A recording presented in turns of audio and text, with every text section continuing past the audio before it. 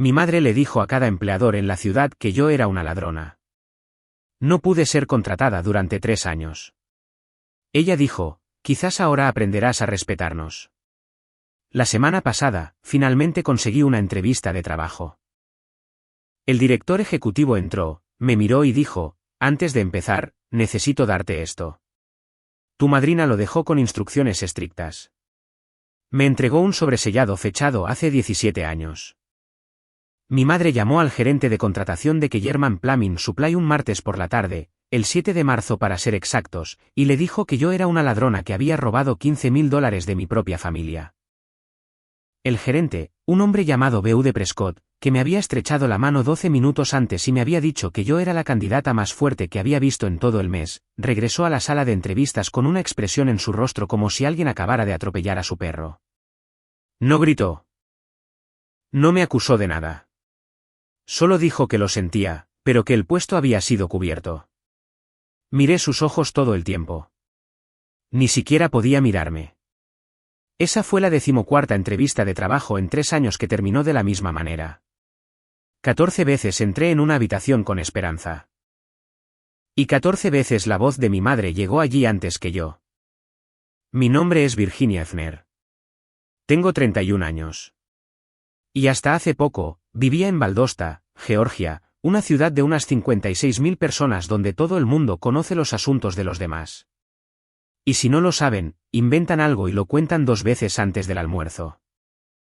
Probablemente debería empezar desde el principio porque nada de esto tiene sentido a menos que entiendan a mi madre. Su nombre es Jolene Effner y ella es, ¿cómo digo esto suavemente? El tipo de mujer que podría sonreírte mientras te roba las ruedas de tu coche. Ella no siempre fue así. O tal vez lo era y yo era demasiado joven para verlo. Pero después de que mi padre murió, la máscara se cayó y nunca volvió a ponérsela. Mi padre era Walter Effner. Trabajaba en la fábrica de papel rayonier a unos 20 minutos de Valdosta, haciendo turnos dobles la mayoría de las semanas porque eso es lo que hacías cuando tenías 2 hijas, una hipoteca y una esposa a la que le gustaba que su cocina pareciera sacada de una revista. Era el tipo de hombre que empacaba su propio almuerzo, conducía un Chevrolet S10 destartalado con el portón trasero agrietado y aún así deslizaba $5 en mi mochila cada viernes para que pudiera comprar helado en la escuela. Solía decir que la verdad es como un gato. Puedes intentar esconderlo, pero eventualmente va a tirar algo del mostrador. Tenía 11 años cuando tuvo un ataque cardíaco masivo durante un turno de noche y murió en el suelo de la sala de descanso antes de que la ambulancia pudiera llegar allí. No lo sabía entonces, pero esa fue la noche en que mi madre comenzó a convertirse en otra persona. O tal vez fue la noche en que dejó de fingir. Después de que papá murió, las cosas se pusieron difíciles. Su seguro de vida era de unos $40,000. Suficiente para mantenernos a flote por un tiempo. No lo suficiente para cambiar nada. Jolene trabajaba a tiempo parcial como recepcionista en la clínica veterinaria Landes, respondiendo teléfonos y archivando papeles. Era estable, pero no era mucho. Teníamos la casa, teníamos comida. Nos las arreglábamos, pero noté cosas a medida que crecía. La cocina fue remodelada cuando tenía 15 años. Nuevas encimeras de granito, nuevos gabinetes, una estufa de 6 hornillas que mi madre usó tal vez 3 veces. Compró un Buick en clave cuando tenía 17 años. No era nuevo, pero estaba bastante cerca. Le pregunté una vez de dónde venía el dinero. Y ella dijo, la pensión de papá tuvo un pago retrasado. Tenía 16 años. Le creí. Crees a tu madre cuando tienes 16 años. Ese es el punto de tener 16 años. Aún no sabes nada mejor. Mi hermana menor, Shelby, tenía 3 años menos que yo. Ella era la fácil. Hacía lo que Jolene decía, se mantenía cerca. Nunca hacía preguntas difíciles. Shelby conseguía ropa nueva cada temporada. A Shelby le pagaron el depósito de su apartamento universitario. Shelby consiguió un Kia Sportage usado para su 20º cumpleaños. Y a mí me dijeron que trabajara más duro. Aquí está la cosa. Trabajé más duro. Me gradué de la escuela secundaria, Trabajé en una serie de empleos de cajera y recepción durante algunos años, el tipo de trabajos que consigues cuando tu fondo educativo ha desaparecido misteriosamente. Y finalmente conseguí un puesto como coordinadora de facturación en Peach State Medical Supply en Bemis Road. Y yo era buena en eso. Llevé las cuentas por cobrar durante 3 años sin un solo error de más de $5. Mi supervisora, una mujer llamada Deborah Ayesi, me dijo que yo era la persona más orientada a los detalles que jamás había contratado. Y Deborah había estado dirigiendo esa oficina desde antes de que yo naciera. Tenía mi propio apartamento, mis propias facturas, mi propia vida. Tenía 28 años, era independiente, y por primera vez, podía sentir algo parecido a un suelo sólido bajo mis pies.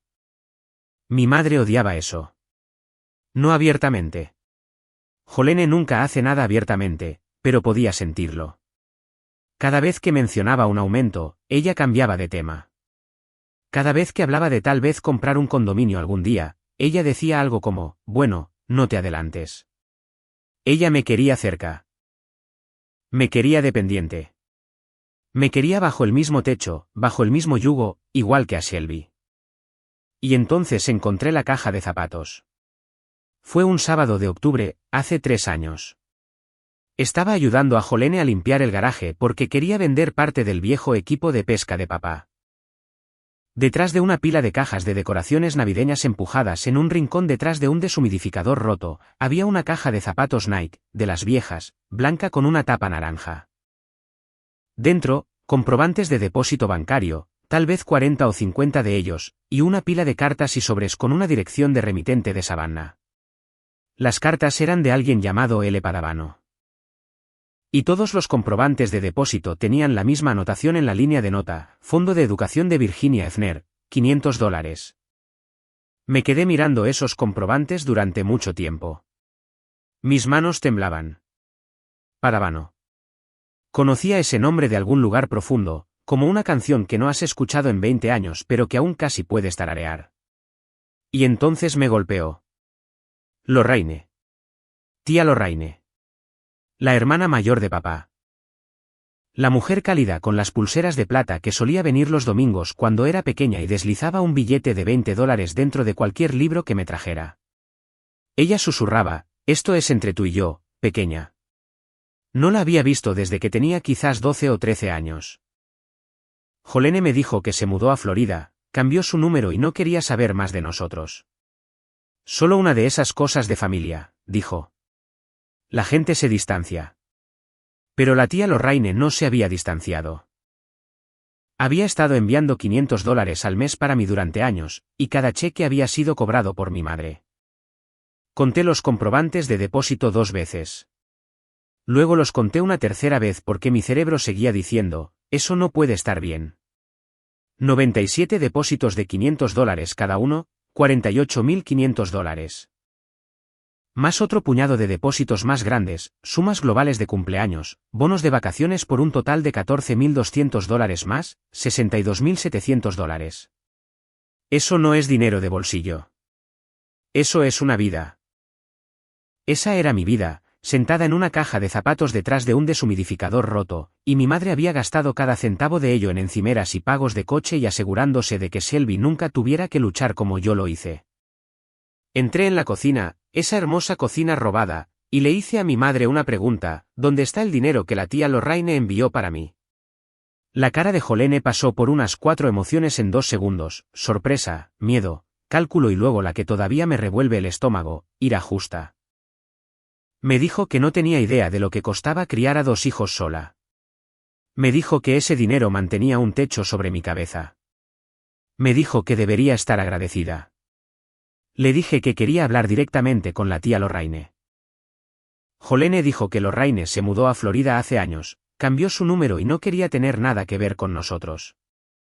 La misma historia, palabra por palabra, que me había estado contando desde que era adolescente.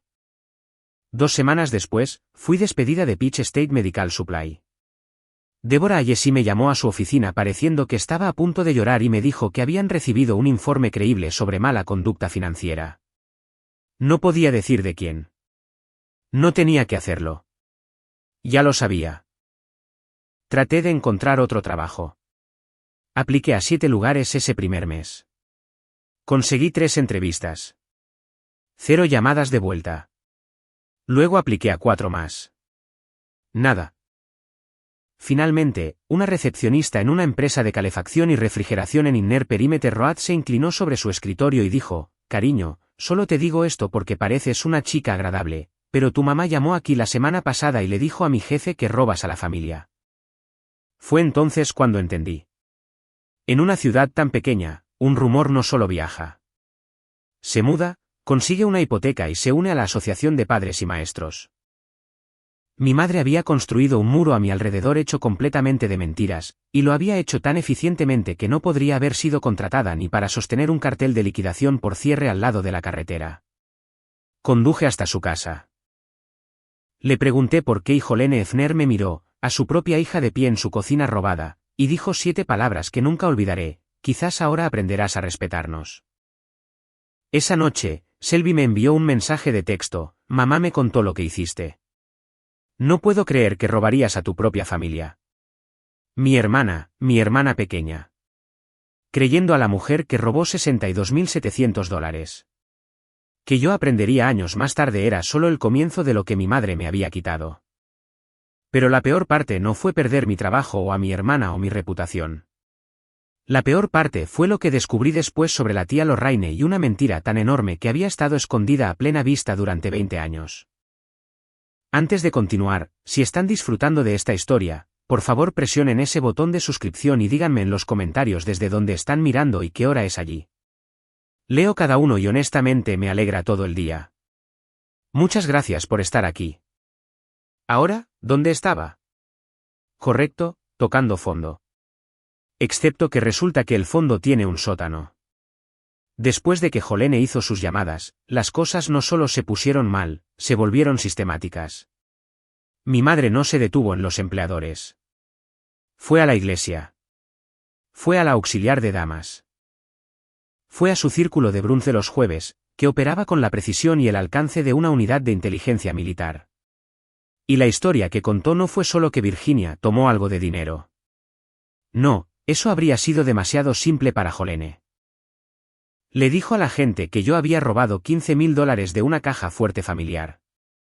Una caja fuerte que, por cierto, nunca ha existido. Y que ella estaba demasiado desconsolada para presentar cargos contra su propia hija. Demasiado desconsolada. Mi madre podría haber ganado un Oscar. Podría haber ganado 2. Personas que había conocido toda mi vida comenzaron a cruzar la calle cuando me veían en el supermercado. La señora Yarro, que me enseñó en la escuela dominical cuando tenía 9 años, dio la vuelta con su carrito de compras en el pasillo de cereales en Publix y caminó hacia el otro lado. El único lugar donde podía comprar sin recibir miradas sucias era el Piggly Wiggly en North Oak Street. Y eso es solo porque la cajera, Ruth Ann, tenía 74 años y había dejado de prestar atención a los chismes en algún momento durante la administración Clinton. Perdí mi apartamento 2 meses después de perder mi trabajo. Mi arrendador, un hombre llamado Gustivido, que nunca había tenido una sola queja sobre mí en 3 años, dijo que no renovaría mi contrato de arrendamiento. No dijo por qué. No tenía que hacerlo. Valdosta es el tipo de ciudad donde tu arrendador y tu madre van al mismo dentista y las noticias viajan a través de la sala de espera más rápido que el óxido nitroso. Me mudé a un apartamento tipo estudio de $475 al mes encima de una lavandería en Hill Avenue. El lugar tenía 380 pies, lo cual suena razonable hasta que te das cuenta de que eso incluye el baño. Las lavadoras en el primer piso sacudían todo el edificio hasta las 10 cada noche. Dormía con tapones para los oídos y me decía a mí misma que era como una cama vibratoria en un hotel elegante. No era como una cama vibratoria en un hotel elegante. Era como vivir dentro de una lavadora, pero era lo que podía pagar porque mis ingresos se habían reducido a lo que pudiera ganar en efectivo bajo la mesa y fuera del radar. Limpiaba casas. Paseaba perros a través de Rover usando mi segundo nombre, Louise, porque estaba paranoica de que incluso una aplicación no estuviera a salvo del alcance de Jolene. Los fines de semana, hacía preparación de catering en un restaurante de barbacoa llamado Smoking Anks en Jaira, una ciudad a unos 20 minutos al norte de Valdosta, donde la red de chismes de mi madre era un poco más delgada. El dueño, Hank Llewellyn, me pagaba $11 la hora en efectivo y nunca hacía preguntas. Era un buen hombre, el tipo de hombre que te juzga por cómo cortas cebollas, no por lo que la madre de alguien dice sobre ti por teléfono. Cortaba cebollas como si mi vida dependiera de ello. Porque de alguna manera, lo hacía. Déjenme decirles algo sobre estar en bancarrota sobre lo que nadie te advierte. No son las cosas grandes las que te rompen, son las pequeñas. Es el momento en que te das cuenta de que estás contando cuántas veces puedes reutilizar una bolsa de té.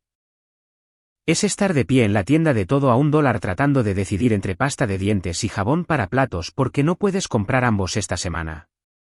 Ese apartamento tipo estudio era tan pequeño que tenía que salir afuera para cambiar de opinión. Pero lo mantenía limpio. Pagaba mi alquiler a tiempo y comencé a llevar un cuaderno donde rastreaba cada dólar que ganaba y gastaba. Después de ver a mi madre esconder dinero durante años, me obsesioné con saber a dónde iba cada centavo. Todavía guardo ese cuaderno hasta el día de hoy. Es uno de los hábitos más inteligentes que jamás construí. Y si no sacan nada más de esta historia, tomen eso, anótenlo, cada dólar cada semana. Se sorprenderán de lo que aprenden sobre a dónde va realmente su dinero. Mientras tanto, Jolene no había terminado. Unos 6 meses después, comenzó a decirle a la gente que yo tenía un problema de sustancias, una fabricación completa inventada de la nada. Pero en Valdosta, aterrizó como una bomba. Ahora no solo era una ladrona. Era una ladrona con un problema de drogas. Las miradas en el supermercado empeoraron. Una mujer con la que había ido a la escuela secundaria acercó a su hijo hacia ella cuando pasé por el parque. Quería gritar. En cambio, fui a casa y limpié la casa de la señora Calvel en Lakewood Drive. La señora Calvel tenía 47 almohadas decorativas en una cama. 47, conté cada una. Eso no es decoración. Eso es un grito de ayuda. Intenté una vez ir a la policía. El oficial Ricky Teague en el departamento de policía de Valdosta fue comprensivo. Genuinamente. Pero me dijo lo que ya sospechaba. Era un asunto civil. Podía contratar a un abogado y demandar por difamación. ¿Con qué dinero, Ricky? ¿Con los $11 la hora que estoy ganando cortando cebollas en un restaurante de barbacoa? Me dio un folleto sobre servicios de ayuda legal y me deseó suerte con una cara que decía que sabía que la suerte no iba a ser suficiente. En algún momento de ese primer año terrible, comencé a buscar a la tía Lorraine. Si ella había estado enviando esos cheques, tal vez podría ayudarme. Tal vez podría al menos decirme la verdad sobre lo que mi madre había hecho. Busqué en línea, Facebook, Google, páginas blancas. Nada actual para una Lorraine Padavano en Florida. Sin listado telefónico, sin redes sociales, sin dirección. La historia de Florida no cuadraba. Una mujer que envía $500 al mes durante años no simplemente desaparece. Y entonces lo encontré. Un miércoles por la noche en enero, sentada en el suelo de mi apartamento tipo estudio con la espalda contra la pared y las lavadoras retumbando abajo, busqué Lorraine Padavano una vez más e hice clic en un enlace que había pasado por alto antes. Era un obituario del Savannah Morning News, fechado 5 años antes. Lorraine Padavano, 67 años, amada empresaria y filántropa, falleció debido a complicaciones de un derrame cerebral. Cofundadora de Strickland y Padavano Holdings, una firma de inversión inmobiliaria en Savannah. Lorraine era conocida por su generosidad, su mente aguda y su devoción por las personas que amaba. Le sobreviven no tener hijos. Sin hijos, pero me tenía a mí. Ella me había tenido a mí. Leí ese obituario 4 veces. Luego lo leí de nuevo. Mi tía Lorraine no se había mudado a Florida. No había cambiado su número. No nos había cortado. Estaba muerta. Había estado muerta durante 5 años. Y mi madre me lo había ocultado, me había mentido en la cara año tras año, y me había robado la oportunidad de llorar a la única mujer además de mi padre que alguna vez me amó incondicionalmente. Esa noche en el suelo de mi apartamento de la lavandería fue lo más bajo que había estado. Más bajo que ser despedida. Más bajo que estar en la lista negra. Porque ahora entendía el alcance completo de lo que Jolene había tomado. No solo dinero. No solo mi carrera. Ella había tomado a mi familia. Me había quitado a Lorraine antes de que Lorraine siquiera se hubiera ido. Cortó la línea entre nosotras mientras Lorraine todavía estaba viva y enviando cheques y probablemente preguntándose por qué nunca llamé, nunca escribí, nunca dije gracias. Mi madre se había asegurado de que Lorraine muriera pensando que no me importaba y eso era lo más cruel de todo. Me quedaba una amiga en Valdosta, solo una. Su nombre es Angie Dombrowski y trabaja como higienista dental en Coastal Creek Dental en Bay Tree Road. Angie y yo habíamos sido amigas desde la escuela secundaria, y ella era la única persona en toda esa ciudad que nunca, ni una sola vez, creyó una sola palabra de lo que dijo mi madre. Angie solía traerme comestibles sin que se lo pidiera. Aparecía en mi puerta con una bolsa de Publix y decía, tenían una oferta en muslos de pollo. Compré demasiados. ¿Me harías un favor? Compró demasiados muslos de pollo cada semana durante 3 años. Esa mujer merece una estatua. Fue Angie quien dijo lo que cambió todo. Estábamos sentadas en su coche fuera de la lavandería una noche comiendo tiras de pollo de la gasolinera porque esa era nuestra versión de una salida nocturna. Y ella me miró y dijo, ¿alguna vez has pensado en aplicar en algún lugar fuera de esta ciudad? Valdosta no es el mundo entero. Jenny, el brazo de tu madre no es tan largo. Había estado tan profundamente dentro de la jaula que Jolene había construido que había olvidado que había algo más allá de ella. Angie tenía razón. Mi madre tenía a cada empleador en Valdosta en marcación rápida, pero no conocía un alma en Savannah o Augusta o en cualquier otro lugar que no fuera su pequeño reino. Era hora de mirar más allá de los muros. Comencé a aplicar a trabajos en Savannah, a 4 horas de distancia. Y el nombre de una empresa en la lista me detuvo en seco. No entendía por qué todavía, pero algo en el fondo de mi mente lo reconoció como una melodía que no había escuchado desde la infancia. Pasé las siguientes 2 semanas enviando currículums a cada puesto de facturación, administrativo y coordinador de oficina que pude encontrar dentro de las 150 millas de Valdosta. Usé la computadora de la biblioteca en Forest Street porque la pantalla de mi teléfono estaba tan agrietada que parecía una telaraña con rencor. Pulí mi currículum hasta que fue el documento más limpio que jamás había producido. 5 años en Peach State Medical Supply, 0 errores.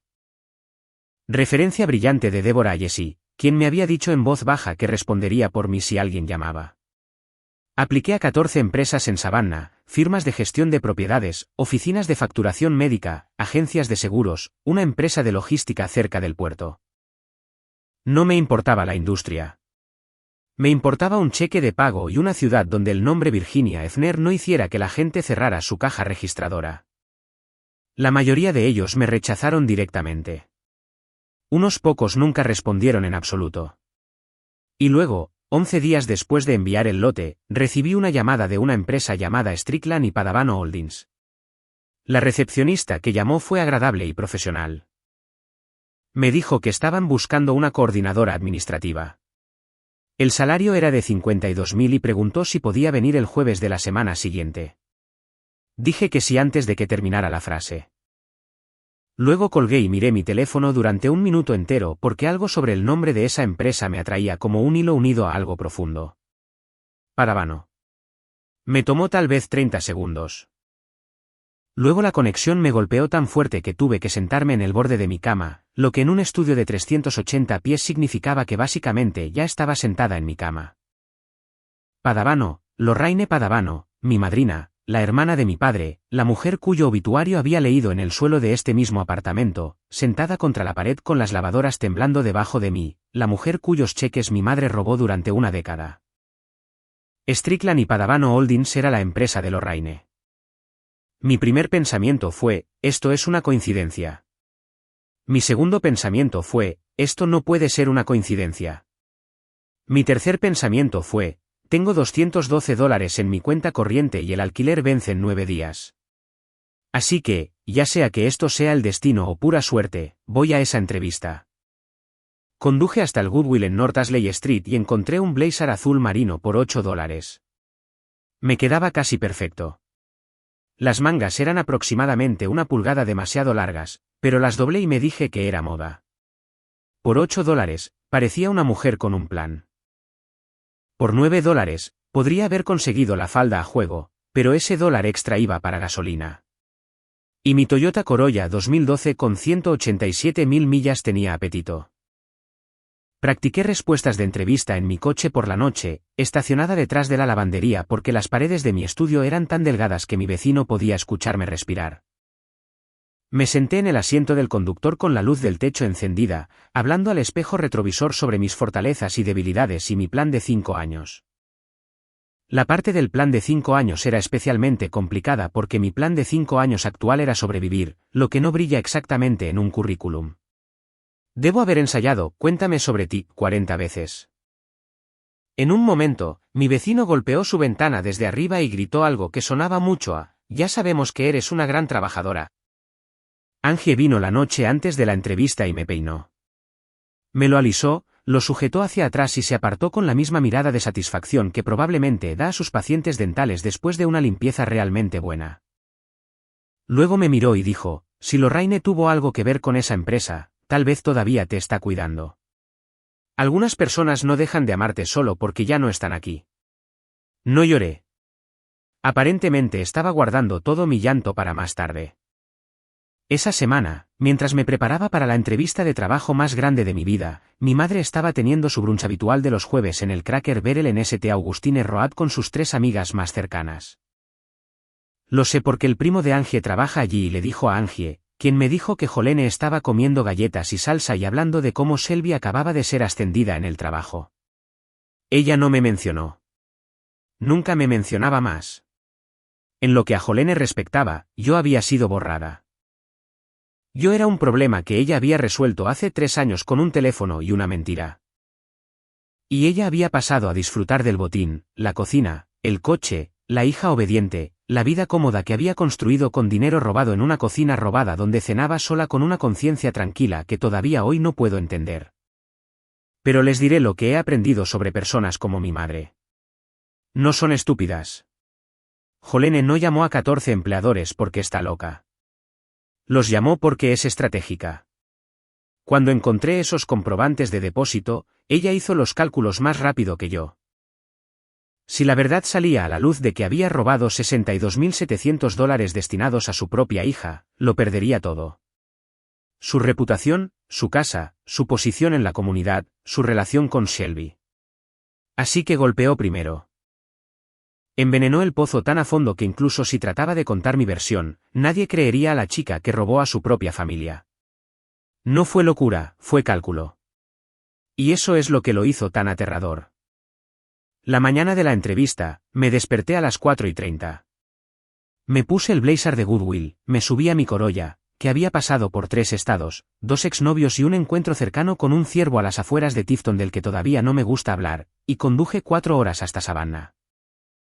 El aire acondicionado de mi coche funcionaba en lo que yo llamaba modo de oración. Lo encendías, rezabas y a veces Dios se sentía generoso. Ese día, hubo pequeñas misericordias. Llegué a Savannah a las 8:45. La oficina estaba en Drayton Street en un edificio de ladrillo restaurado de 3 pisos con hiedra en las paredes y ventanas altas que atrapaban el sol de la mañana. Parecía el tipo de lugar donde la gente seria hacía un trabajo serio.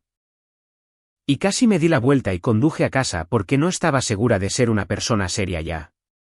3 años de limpiar casas y cortar cebollas te hacen eso. Empiezas a olvidar que solías ser alguien.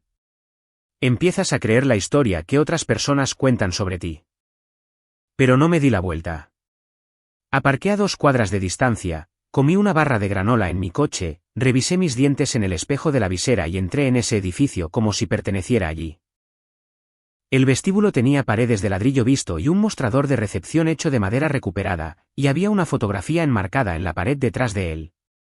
2 mujeres dándose la mano frente al edificio, una fecha impresa debajo, gran inauguración, 2003. A una de ellas no la reconocí. A la otra, la mujer alta con pulseras de plata en ambas muñecas y una sonrisa que podría calentar una habitación desde el otro lado de la calle, sí. Tía Lorraine. Mi corazón latía tan fuerte que estaba segura de que la recepcionista podía oírlo. Ella sonrió y dijo que alguien estaría conmigo en breve. Me senté en una silla de cuero en la sala de espera, crucé las manos en mi regazo para que nadie pudiera verlas temblar y esperé 11 minutos. Conté cada uno. Memoricé el patrón en las baldosas del techo. Leí la misma línea de una revista 3 veces sin entender una sola palabra y luego la puerta se abrió. Esperaba un gerente de contratación con un portapapeles y un firme apretón de manos. En cambio, entró una mujer de unos 60 años, cabello plateado y un corte bob limpio, ojos agudos detrás de gafas de carey. Llevaba un blazer color carbón que probablemente costaba más que mi coche. Y me estaba mirando con una expresión que no podía leer, algo entre el reconocimiento y la angustia, como si estuviera viendo un fantasma que había estado esperando. No se sentó detrás del escritorio. Acercó una silla justo al lado de la mía, lo suficientemente cerca como para que pudiera oler su perfume, algo limpio como lino y cedro, y luego dijo 5 palabras que tomaron toda mi vida y la voltearon al revés, antes de empezar. Necesito darte esto. Tu madrina lo dejó con instrucciones estrictas. Metió la mano en una carpeta de cuero y puso en mis manos un sobre de manila sellado. Era grueso, amarillento por la edad. En el frente, con una letra que reconocí al instante, los mismos bucles y curvas que había visto en tarjetas de cumpleaños cuando tenía 8 años, estaban las palabras, para Virginia Efner. Para ser entregado cuando venga buscando su futuro. Estaba fechado hace 17 años. Tenía 14 años cuando ella lo selló.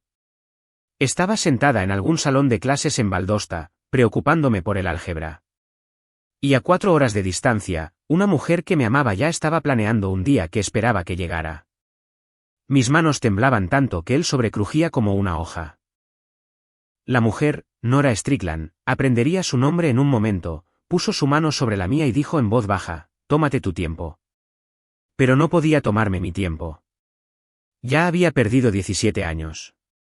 Deslicé mi dedo debajo de la solapa, lo abrí y saqué lo que había dentro. Y todo, cada cosa que creía saber sobre mi familia, mi madre y mi propia vida se rompió como un vaso en un piso de baldosas. Dentro del sobre, había 4 cosas. Una carta escrita a mano.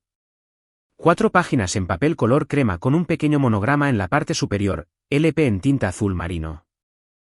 Una pila de cheques fotocopiados, tal vez 50 o 60 de ellos, cada uno mostrando una línea de nota que decía Fondo de Educación de Virginia Efner. Un documento legal formal con una portada azul y las palabras Acuerdo de fideicomiso irrevocable en la parte superior. Y una tarjeta de presentación, blanca simple con el nombre Glenn Ratch, abogado, Savannah, Georgia, y un número de teléfono con un código de área 912. Miré a Nora Strickland. Ella me estaba mirando con ojos húmedos y una expresión firme como una mujer que había estado cargando una caja pesada durante mucho tiempo y finalmente la había dejado en el suelo. Me dijo que leyera la carta primero. Así que lo hice. No voy a leerles cada palabra que escribió Lorraine porque parte de ello es demasiado personal y porque empezaría a llorar de nuevo y ya he hecho suficiente de eso para llenar una piscina. Pero les diré lo que dijo. Lorraine escribió que me amaba. Que desde el día en que nací, había pensado en mí como la hija que nunca tuvo. Escribió que después de que mi padre Walter murió, se hizo una promesa a sí misma y a él de que se aseguraría de que me cuidaran. No podía traer de vuelta a Walter, pero podía asegurarse de que su hija mayor tuviera una oportunidad en la vida que él quería para ella. Así que comenzó a enviar $500 al mes a Jolene, específicamente destinados a mi educación. Cada cheque tenía Fondo de Educación de Virginia Efner en la línea de nota. Ella guardó una fotocopia de cada uno. Y esas fotocopias estaban allí mismo en mis manos, organizadas por fecha. 97 cheques durante casi 10 años, más 14 pagos globales separados para cumpleaños, navidades y algunos que solo decían porque se lo merece. Total enviado a Jolene, $62.700 para mí, cada centavo. Y Jolene había cobrado cada uno sin poner un centavo para mi futuro. Pero aquí es donde Lorraine demostró que no solo era amable. Era inteligente. Inteligente de la manera en que la gente lo es cuando construye empresas desde la nada y negocia acuerdos inmobiliarios para ganarse la vida. Lorraine escribió que comenzó a sospechar que el dinero no me estaba llegando alrededor de 2007 cuando tenía 12 años.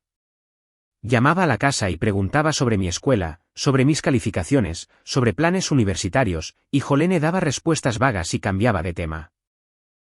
Para 2009, cuando tenía 14 años, Lorraine estaba segura.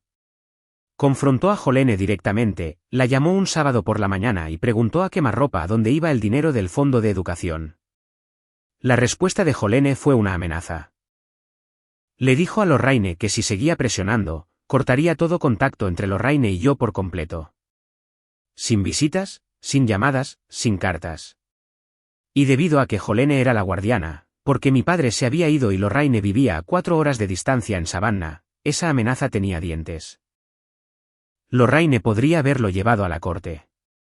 Podría haber intentado obtener algún tipo de orden de visita o tutela, pero era una empresaria, no una abogada de familia.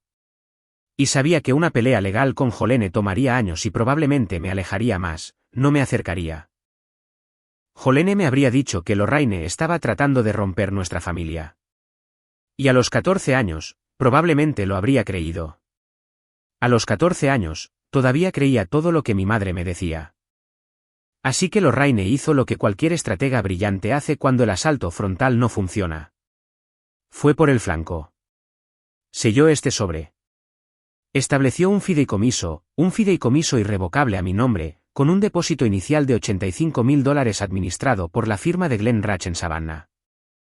Continuó agregando dinero cada año. Depósitos de cumpleaños, depósitos de vacaciones, dividendos de sus propias inversiones que redirigió a mi cuenta.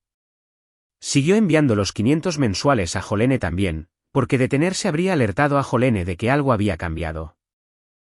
Los cheques mensuales eran el señuelo. El fideicomiso era lo real. Y dejó el sobre con Nora Strickland, su socia comercial y amiga más cercana durante más de 20 años con una instrucción específica: cuando Virginia venga a ti, y lo hará porque Jolene eventualmente la empujará fuera, y necesitará valerse por sí misma. Dale esto. No la busques. Deja que venga por su cuenta. Ella necesita saber que encontró su camino aquí ella misma.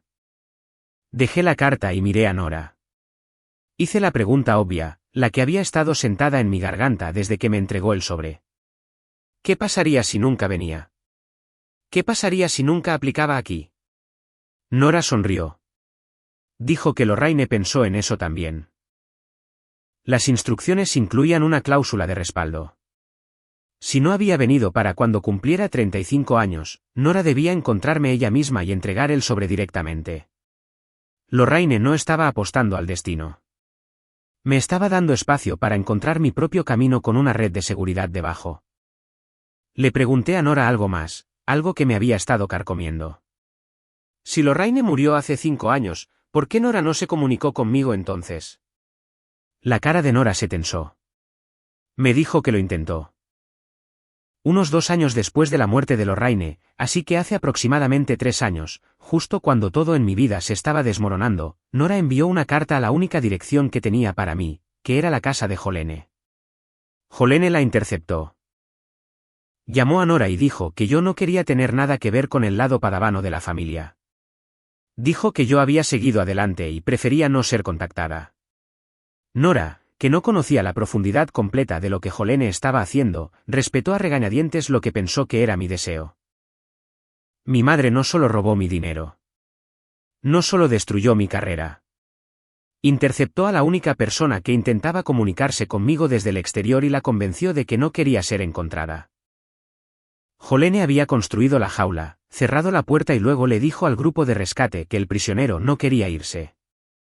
Me senté en esa silla en la oficina de Nora Strickland y lloré más fuerte de lo que había llorado desde la noche en que murió mi padre. No de dolor, sino de ser vista, de ser creída, de saber que alguien me había amado ferozmente, estratégicamente a través de años y millas y la muerte misma cuando pensaba que había estado completamente sola. Nora lloró también. Me dijo que sostener este sobre durante 5 años, honrando el deseo de Lorraine de esperar, fue la promesa más difícil que jamás había cumplido. Dijo que hubo noches en las que casi se subía a su coche y conducía a Valdosta para encontrarme ella misma. Pero le había hecho una promesa a su mejor amiga y la cumplió.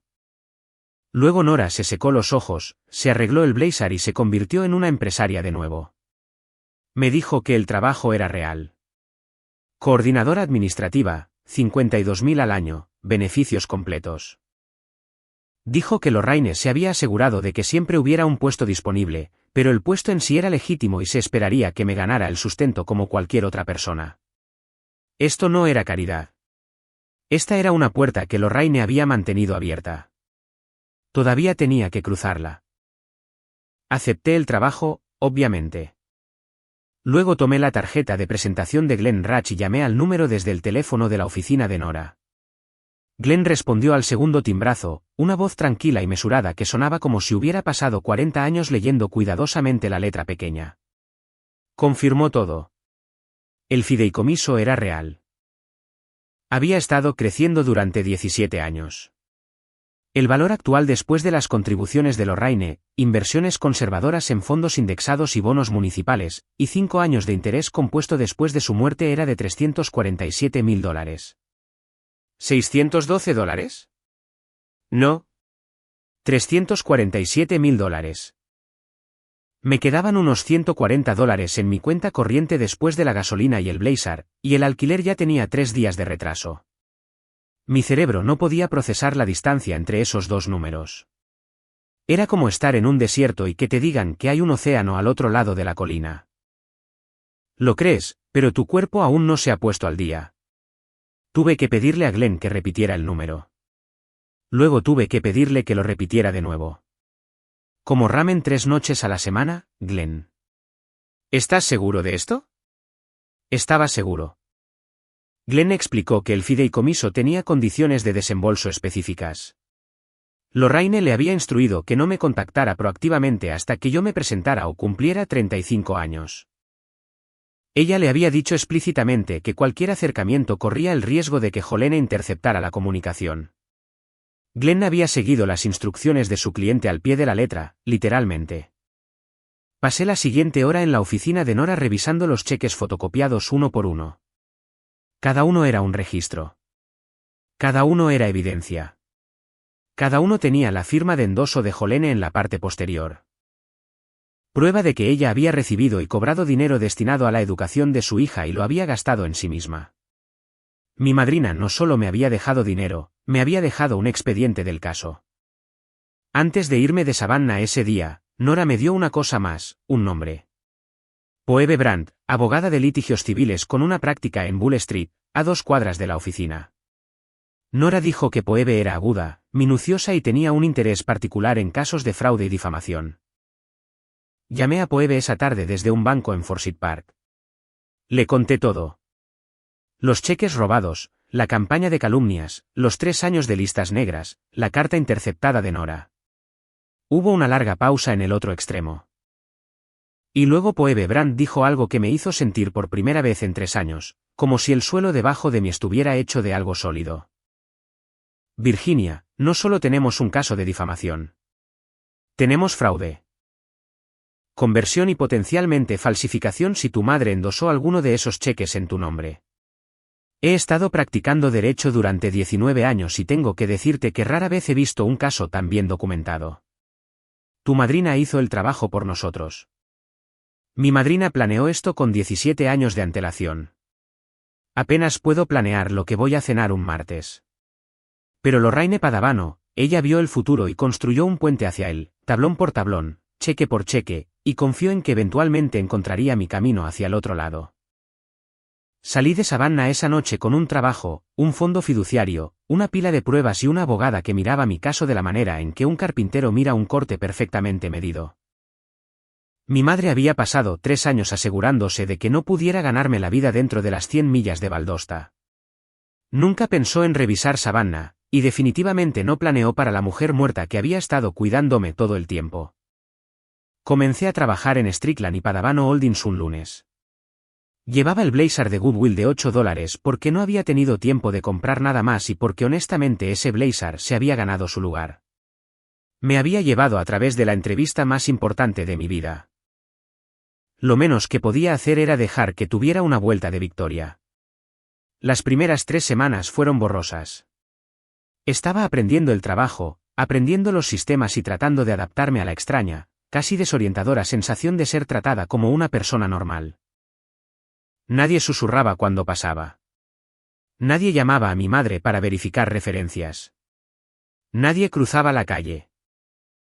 Nora me dio espacio, pero se comunicaba regularmente, no como una jefa que se cierne sobre ti, sino como alguien que entendía que estaba reconstruyendo desde los escombros y necesitaba tierra firme más de lo que necesitaba presión. Alquilé un apartamento de una habitación en el distrito Starland de Savannah. Limpio, tranquilo, con pisos de madera y ventanas que realmente se abrían. La primera noche que dormí allí, me acosté en la cama escuchando nada. Sin lavadoras, sin piso vibrando, sin vecino gritando a través de la pared, solo silencio y el sonido distante de alguien tocando la guitarra en el porche al otro lado de la calle. Dormí 9 horas seguidas. No había dormido 9 horas seguidas en 3 años. Mientras tanto, Phoebe Brandt estaba haciendo lo que Phoebe Brandt hace mejor, construyendo un caso tan hermético que podrías guardar sobras en él. Comenzó con los cheques fotocopiados de Lorraine, los 97, más los 14 pagos globales, cada uno endosado y cobrado por Jolene Hefner, cada uno con Fondo de Educación de Virginia Hefner claramente escrito en la línea de nota. Luego, Phoebe citó los registros bancarios de Jolene del Plantes First Bank en Valdosta, retrocediendo 15 años. Los registros llegaron en una caja que pesaba, según me dijeron, unas 6 libras.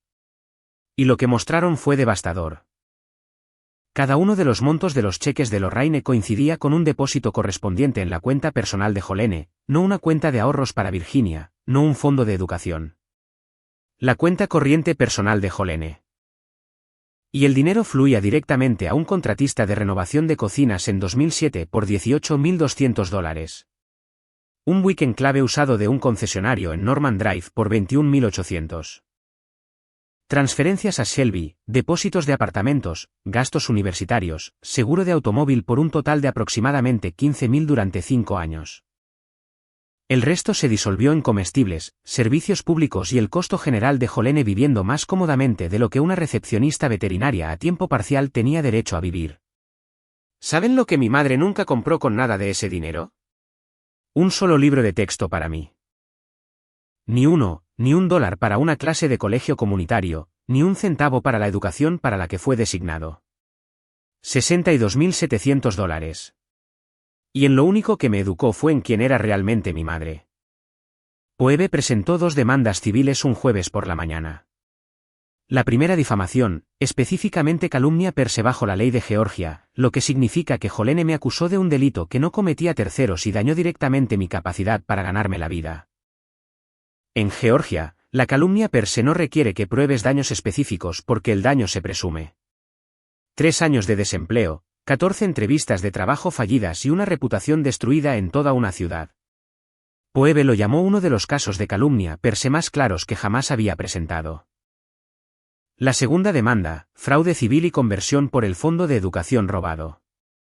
$62.700 en cheques que fueron enviados para Virginia Hefner endosados y gastados por Jolene Hefner con $0 llegando a su propósito previsto.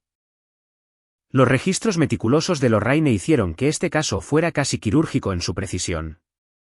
El notificador entregó los documentos de la demanda en la casa de Jolene un jueves por la mañana. Me dijeron que se estaba preparando para su brunch semanal en Cracker Barrel cuando abrió la puerta. No sé exactamente cómo se veía su cara cuando leyó la presentación, pero imagino que pasó por las mismas 4 etapas que vi en su cocina hace 3 años. Sorpresa, miedo, cálculo e ira. Excepto que esta vez, el cálculo no la iba a salvar. No puedes superar estratégicamente a 97 cheques fotocopiados con tu propia firma en la parte posterior. Jolene me llamó esa tarde, la primera vez en más de un año. Miré mi teléfono, vi su nombre y dejé que sonara hasta el correo de voz. No dejó un mensaje. Llamó de nuevo 1 hora después. Tampoco respondí a esa. Hay un cierto tipo de poder en el silencio, el tipo que mi madre nunca entendió porque pasó toda su vida llenando cada habitación con su versión de la verdad. Ahora, la única verdad que importaba estaba en un expediente judicial, y no necesitaba su voz para ser escuchada. Llamó a Shelby después. Mi hermana leyó los documentos de la demanda. Phoebe había adjuntado los cheques fotocopiados como pruebas, todos y cada uno. Y por primera vez en 3 años, Shelby no defendió a nuestra madre. Me llamó esa noche. Su voz era pequeña. Preguntó, ¿es todo esto cierto? Dije, cada centavo. Hubo una larga pausa. Y luego Shelby dijo algo que nunca esperé escuchar de ella, Creo que parte de ese dinero pagó mi apartamento. Le dije que lo sabía. Empezó a llorar. La dejé. Jolene contrató a un abogado, un hombre llamado Dale Kitchens, que trabajaba en una oficina de centro comercial en Beitre Road, lo que te dice sobre el presupuesto de Jolene para defensa legal. Dale revisó la evidencia, revisó la presentación de Phoebe, y según lo que supimos más tarde en el proceso, le dijo a Jolene que el caso en su contra era, en su opinión profesional, abrumador. Recomendó que llegara a un acuerdo. Jolene no quería llegar a un acuerdo. Por supuesto que no. Llegar a un acuerdo significaba admitir que había hecho algo mal. Y Jolene Hefner nunca había admitido estar equivocada en nada en toda su vida, incluyendo la vez que insistió en que Savannah era la capital de Georgia y discutió sobre ello durante 20 minutos en la cena de Acción de Gracias. Pero Dale Kitchens la sentó y le explicó las matemáticas. Si esto iba a juicio, los daños por difamación solos, 3 años de ingresos perdidos, angustia emocional documentada, destrucción de la reputación, podrían alcanzar las 6 cifras. Combinado con el reclamo de fraude, estaba enfrentando una sentencia que la destruiría financieramente. Un acuerdo era su único camino para controlar el daño. Phoebe y yo habíamos discutido los términos cuidadosamente. No quería un acuerdo silencioso donde Jolene escribiera un cheque y fingiera que no pasó nada. Eso habría sido solo otra versión de ocultar la verdad, y había terminado con las verdades ocultas. Los términos del acuerdo que propusimos eran específicos, integrales y, no fingiré lo contrario, diseñados para desmantelar cada cosa que mi madre había construido con dinero robado. Término 1. Reembolso total de los $62.700 en fondos educativos robados, más intereses acumulados y los honorarios legales de Phoebe. Total $89.214. Término 2. Una retractación formal por escrito de cada declaración difamatoria que Jolene hizo sobre mí. No un vago, lo siento, una carta detallada específica reconociendo que les dijo a los empleadores, miembros de la iglesia y contactos comunitarios que Virginia Hefner había robado a la familia y que esas declaraciones eran falsas. Esta carta debía ser enviada por Jolene con su propia letra a cada negocio e individuo que había contactado, los 14 empleadores, la iglesia, la asociación de vecinos, todos. Término 3. Si Jolene violaba alguna condición del acuerdo, si difundía una sola mentira adicional sobre mí a alguien alguna vez, el acuerdo se anularía automáticamente y procederíamos a un juicio completo con un reclamo por daños punitivos además de todo lo demás. Dale Kitchens presentó nuestros términos a Jolene un miércoles por la tarde en su oficina del centro comercial. Me dijeron que se sentó allí durante mucho tiempo sin hablar. $89.000. Jolene tenía tal vez $3.000 en ahorros. Ganaba alrededor de $26.000 al año en la clínica veterinaria. Las matemáticas eran simples y brutales. Tendría que vender la casa en Brookwood Drive, la casa donde nos crió. La casa con las encimeras de granito que compró con los cheques de Lorraine y la estufa de 6 hornillas que usó 3 veces. La cocina que fue literalmente construida sobre mi futuro robado. Tendría que venderla para pagar lo que tomó. No diseñé esa ironía. La vida lo hizo, pero mentiría si dijera que no la aprecié. Jolene firmó el acuerdo un viernes, 6 semanas después de que se presentara la demanda. Escribió las cartas de retractación durante las siguientes 2 semanas. 14 cartas a empleadores, una a la iglesia, una a la auxiliar de damas, cada una reconociendo con su propia letra que sus declaraciones sobre Virginia Hefner eran falsas y que Virginia nunca había robado nada a nadie. Phoebe revisó cada carta antes de que fuera enviada para asegurarse de que el lenguaje fuera completo e inequívoco. Recibí copias de las 16 cartas. No las enmarqué. No me regodeé con ellas. Las puse en una carpeta de Manila, escribí cerrado en la pestaña y la puse en el cajón inferior de mi nuevo escritorio en Strickland y Padavano Holdings. Algunas victorias no necesitan una vitrina de trofeos. Solo necesitan un cajón con cerradura. La casa salió al mercado 3 semanas después. Se vendió por $171.000. Después de la hipoteca restante, las tarifas de la inmobiliaria y el pago del acuerdo, Jolene se quedó con lo suficiente para alquilar un apartamento de 2 habitaciones en el lado sur de Valdosta. El Buick Enclave comprado con mi fondo de educación también tuvo que venderlo. Ahora conduce un Nissan Sentra de 12 años. No celebré. No la llamé. No conduje a Valdosta para verla empacar cajas. No hubo escena, ni confrontación, ni enfrentamiento dramático en la plaza del pueblo. La verdad simplemente hizo lo que hace la verdad cuando finalmente la dejas suelta. Caminó a través de cada puerta que mi madre había cerrado y encendió cada luz que ella había apagado. Si esta historia ha significado algo para ustedes, si sintieron alguna parte de ella en su propio corazón, estaría muy agradecida si presionaran ese botón de suscripción, dejaran un me gusta y un comentario. Realmente significa todo para mí, más de lo que puedo decir. Ahora, permítanme terminar esto. Han pasado 4 meses desde que Jolene firmó el acuerdo. Todavía estoy trabajando en Strickland y Padavano. Nora no es un reemplazo para mi madre. No necesito una madre de reemplazo. Y Nora sería la primera en decir que no está solicitando el trabajo. Pero es una presencia constante, una honesta, el tipo de persona que te dice cuando tu trabajo es bueno y te dice cuando no lo es, y confías en ambos por igual porque sabes que ninguno de los dos es una manipulación. Después de 3 décadas de Jolene, no tienen idea de lo refrescante que es eso. Usé parte del dinero del fideicomiso con cuidado.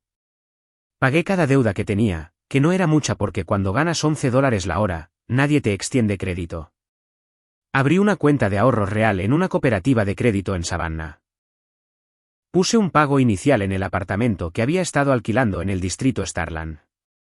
El propietario estaba dispuesto a vender la unidad como una conversión a condominio, y los números tenían sentido. La tía Lorraine pasó 17 años haciendo crecer ese fideicomiso. No estaba a punto de gastarlo en 17 minutos. Todavía guardo ese cuaderno donde rastreo cada dólar cada semana. Mi cuenta de ahorros tiene más de $212 ahora. Mucho más. Y reviso ese saldo cada mañana. No porque esté obsesionada con el dinero, sino porque ese número es prueba de que soy libre. Nadie puede quitármelo. Nadie puede esconderlo en una caja de zapatos. La vida de Jolene en Valdosta es tranquila ahora. Tranquila de la manera en que una habitación se vuelve tranquila cuando todos en ella saben algo que no sabían antes. Las cartas de retractación hicieron su trabajo, no con un estallido, sino con un desenredo lento y completo. La misma red de chismes que llevó sus mentiras durante 3 años ahora llevaba la verdad. Jolene Effner, quien le dijo a todos que su hija era una ladrona, resultó haber robado $62.700 del fondo de educación de esa misma hija. La mujer que usó como arma la confianza de esta ciudad la usó contra la única persona que realmente se la había ganado. En una ciudad pequeña, ese tipo de revelación no se desvanece. No se perdona con galletas y salsa. Sus amigas del Cracker Barrel de los jueves están demasiado ocupadas estos días. Las damas de la iglesia tienen otros planes. Jolene todavía vive en Valdosta en un apartamento alquilado sin encimeras de granito y sin estufa de 6 hornillas. Cenando con la única compañía que le queda, el silencio que se ganó. Selby viene a Savannah una vez al mes ahora. Nuestra relación no es lo que llamarías curada. Algunas conversaciones todavía son difíciles y hay silencios entre nosotras que están llenos de cosas que no hemos descubierto cómo decir todavía, pero ella lo está intentando. Consiguió un trabajo como asistente de oficina en una clínica pediátrica en Valdosta y comenzó a reservar una pequeña cantidad cada mes. No porque se lo pidiera, sino porque quiere devolver aquello de lo que se benefició sin saberlo. Le dije que no me debe dinero. Ella dijo que no se trata del dinero. Creo que entiendo lo que quiere decir. Angie condujo a Savannah para ver mi nuevo apartamento. Entró, miró los pisos de madera y las ventanas y el silencio y dijo, «Jenny, esto es hermoso». Luego abrió mi refrigerador, vio que estaba casi vacío y dijo, «Veo que algunas cosas nunca cambian». Regresó el siguiente fin de semana con 4 bolsas de comestibles y un kit de higiene dental porque Angie Dombrowski es el tipo de amiga que te alimentará y te limpiará los dientes y nunca dirá, «Te lo dije». Aunque me dijo que me fuera de Valdosta aproximadamente 400 veces. Le conté a Angie la historia completa, el sobre, el fideicomiso, la demanda, todo. Escuchó sin interrumpir, lo que para Angie es un logro genuino. Cuando terminé, dejó su café, me miró y dijo, «Siempre supe que tu madre era turbia. Solo no sabía que estaba dirigiendo toda una operación desde la Asociación de Padres y Maestros. Hay una foto en mi estantería ahora. Dos fotos, en realidad. Una es de mi papá, Walter Effner, de pie frente a la fábrica de papel, lonchera en mano, sonriendo como un hombre que no sabe que solo le quedan unos pocos años, pero está haciendo que cada uno de ellos cuente. La otra es de la tía Lorraine, una foto que Nora me dio de la oficina de Lorraine. Lorraine está de pie frente a este mismo edificio en Drayton Street el día que abrieron la firma en 2003. Pulseras de plata en ambas muñecas. Esa sonrisa. Por primera vez en mi vida adulta, vivo en un lugar donde el piso no vibra a las 7 de la mañana. Casi lo extraño. Casi. De la manera en que casi extrañas un dolor de muelas. Lo recuerdas vívidamente y estás agradecida cada día de que se haya ido. A veces, en las mañanas tranquilas cuando la luz entra por las ventanas de mi apartamento justo de la manera correcta, pienso en ese sobresellado hace 17 años por una mujer que creyó en mí antes de que yo tuviera alguna razón para creer en mí misma. Lorraine no pudo detener a mi madre. No pudo protegerme de las mentiras o los años perdidos o la soledad. Pero pudo asegurarse de que cuando finalmente encontrara mi salida, hubiera algo esperándome al otro lado. No solo dinero, aunque el dinero me salvó la vida, sino prueba. Prueba de que alguien me vio. Prueba de que alguien sabía la verdad, incluso cuando toda la ciudad creía la mentira. Prueba de que el amor, cuando es real, no desaparece solo porque la persona que lo llevaba se ha ido. Mi madre trató de enseñarme que la verdad no importaba, que quien controlaba la historia controlaba el resultado. Mi madrina me enseñó lo contrario. La verdad es paciente. No necesita gritar. No necesita una campaña telefónica o una red de chismes o un círculo de Brun de los jueves. Solo necesita un sobresellado y alguien dispuesto a esperar. Y si están ahí fuera ahora mismo pasando por algo como esto, si alguien le está contando al mundo una versión de ustedes que no es cierta y están empezando a preguntarse si tal vez tienen razón, déjenme decirles algo. No la tienen. La verdad tiene una manera de salir a la superficie. A veces toma 3 años. A veces toma 17. Pero llega. Siempre llega. Muchas gracias por quedarse conmigo hasta el final de esta historia. Realmente lo digo en serio. Cada persona que escucha en este momento, son la razón por la que cuento estas historias. Más de mis historias favoritas ya están en su pantalla esperando por ustedes. Elijan una. Les prometo que no se arrepentirán. Nos vemos en la siguiente historia.